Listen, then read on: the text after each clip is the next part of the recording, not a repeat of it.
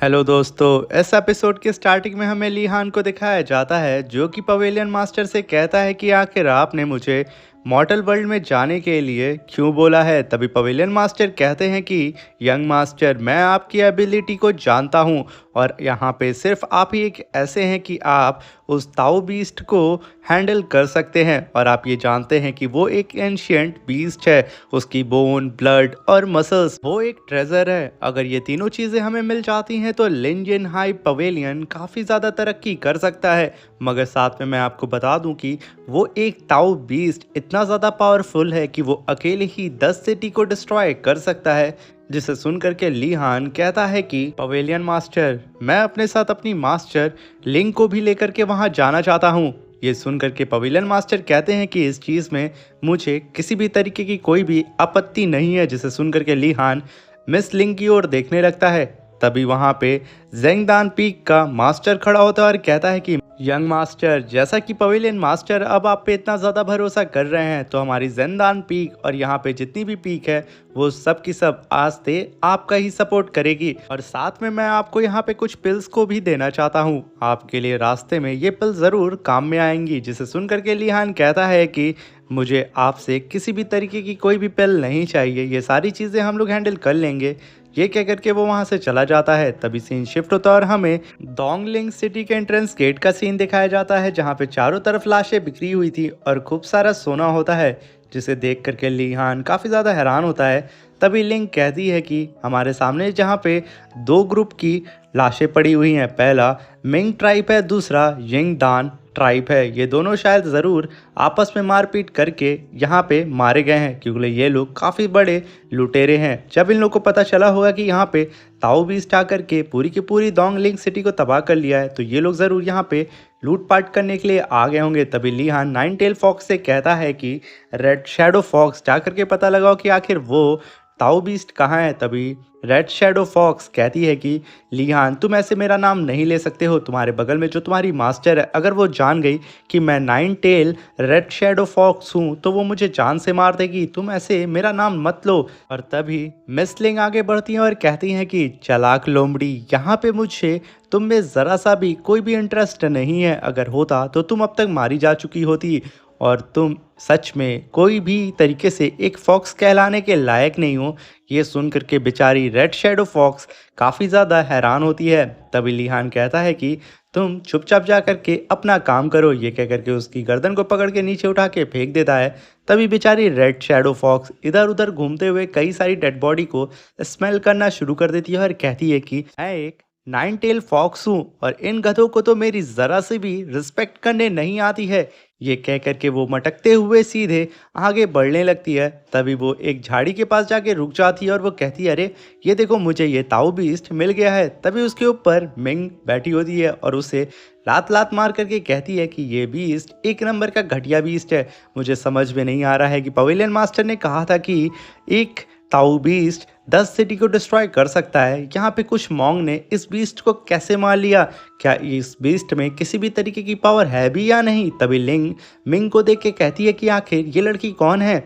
यहाँ पे ली हान कुछ बोल पाता उससे पहले ही मिंग ये बात को सुन लेती है और पलक झपकते ही ली हान के करीब आके कहती है कि अरे मैं बताती हूँ ना, मैं इसकी मास्टर हूँ। इसे मैंने बहुत पहले खरीद लिया था जब ये एक 12 साल का छोटा सा बच्चा था। जिसे सुनकर के बेचारा ली हान साता है मगर वो यहाँ पे कुछ कहता नहीं है। तभी मिंग कहती है ये मेरा सर्वेंट है और ये मेरा सारा काम करता है। जिसे सुनकर के लिंग काफ़ी हैरान होती है और कहती है क्या ली हान का मास्टर भी कोई है जिसे उसने बचपन में ही खरीद लिया था? आखिर ये कैसे हो सकता है?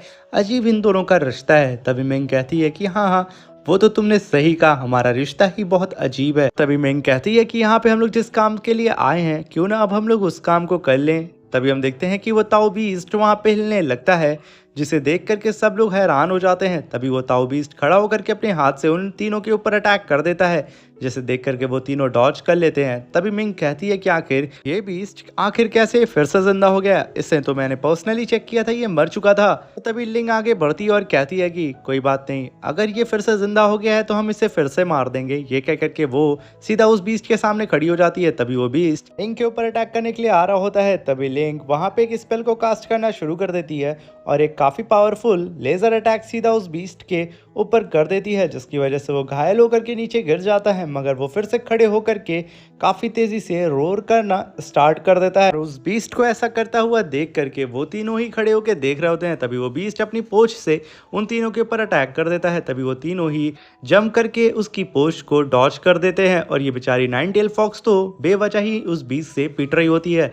तभी लिंक काफी तेजी से उस बीस्ट के ऊपर चढ़ जाती है और उसके सर के पास जा करके अपनी आइस एंड स्नो फॉर्मेशन को समन करती है और उस बीस्ट के ऊपर कई सारे आइस स्टोन से अटैक कर देती है। यहाँ पे उस बीस्ट को काफ़ी ज़्यादा तकलीफ हो रही होती है, मगर वो बीस्ट अभी भी मरा नहीं होता है। वो बीस्ट फिर से अपनी टेल से लिंग के ऊपर अटैक कर देता है। लिंग उस अटैक को डॉज कर देती है। तभी मिंग ली हान से कहती है कि तुम्हारी मास्टर यहाँ पे अकेले ही उस ताओ बीस्ट से फाइट कर रही है, तो क्या तुम वहाँ पे जा करके अपने मास्टर की हेल्प नहीं करोगे।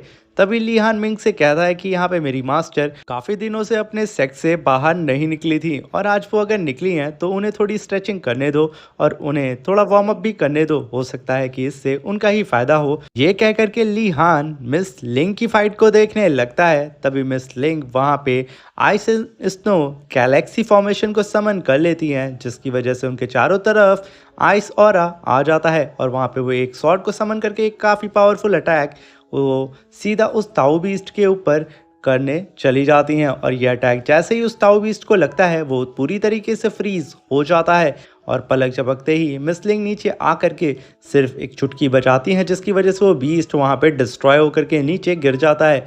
तभी वो नाइन टेल फॉक्स उस बीस्ट को आके स्मेल करना शुरू कर देती है और कहती है कि ये बीस्ट का तो काम तमाम हो चुका है। तभी देखती है वो नाइन टेल फॉक्स कि उसमें से ग्रीन ऑरा निकल रहा है, जिसे सेंस करके वो काफ़ी तेज़ी से पीछे भागती है और सीधा लीहान के कंधे पे जाके बैठ जाती है।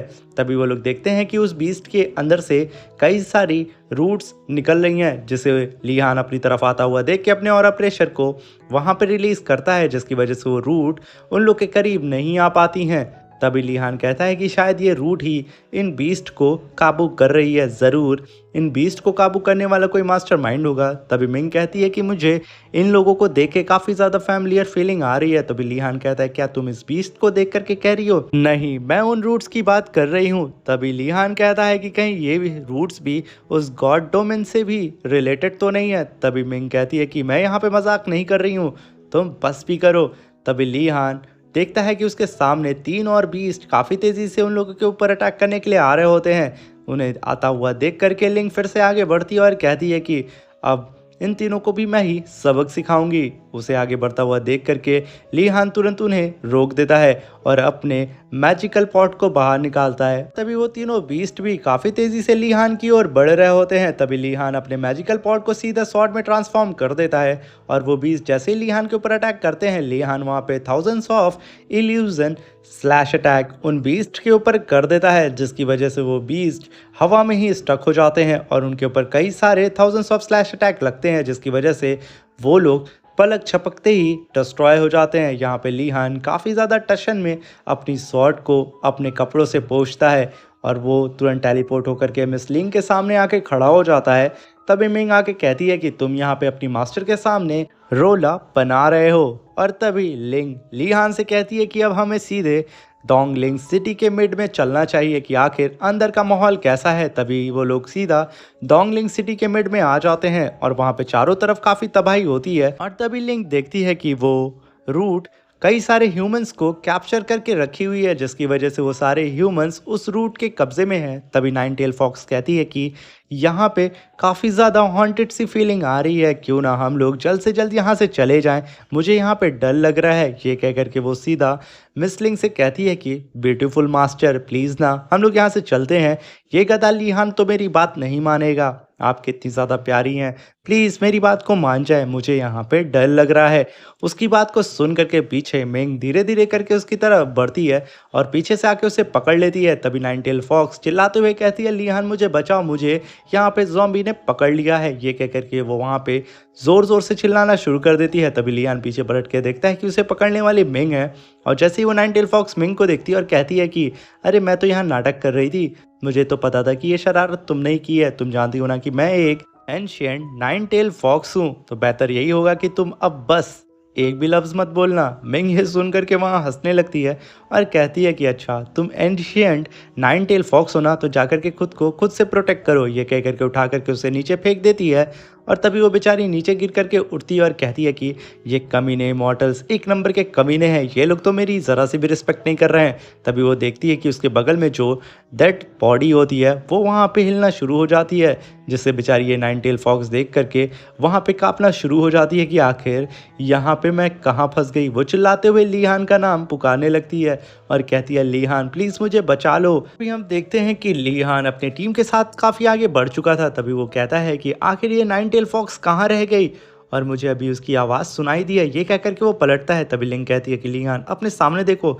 तभी लिहान अपने हाथ से एनर्जी जनरेट करके वहाँ पे एक ह्यूमंस के ऊपर जो वो ग्रीन रूट लगी थी उसे डिस्ट्रॉय कर देता है, जिसकी वजह से वो ह्यूमन कुछ देर के लिए ठीक तो हो जाता है, जिसे देख करके लिहान काफ़ी खुश होता है। तभी वो ह्यूमन लिहान का वहाँ शुक्रिया अदा करता है, मगर देखते देखते वहाँ पे वो डिसअपियर हो जाता है, जिसे देख करके लिहान कहता है कि क्या मैंने तो इसे यहाँ ठीक कर दिया था, या आखिर कैसे डिसअपियर हो सकता है।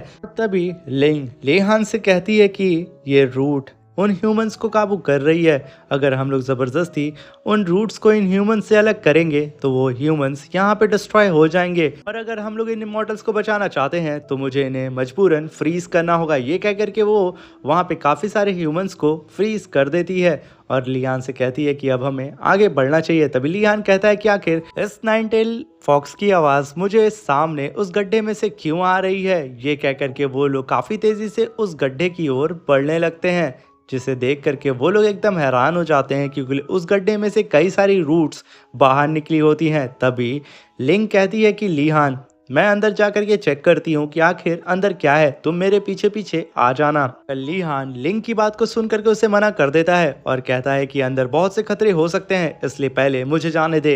ये कह करके वो तुरंत जंप लगा करके सीधा उस खाई में कूद जाता है, जिसे जाता हुआ देख करके लिंग कहती है कि लिहान रुको मैं भी आ रही हूँ। वो भी तुरंत जंप कर देती है। तभी मिंग कहती है कि ये दोनों ही गधे एक दूसरे से बहुत ज़्यादा प्यार करते हैं, मगर ये दोनों हैं कि इस चीज़ को एक्सेप्ट नहीं करना चाहते हैं। ये लोग एक नंबर के घोचू हैं, मैं कहाँ फंस गई हूँ। ये कह करके वो चुटकी बजाती है और सीधा लिहान के पास टेलीपोर्ट होके चली जाती है, जिसके साथ हमारा ये शानदार सा एपिसोड ख़त्म हो जाता है।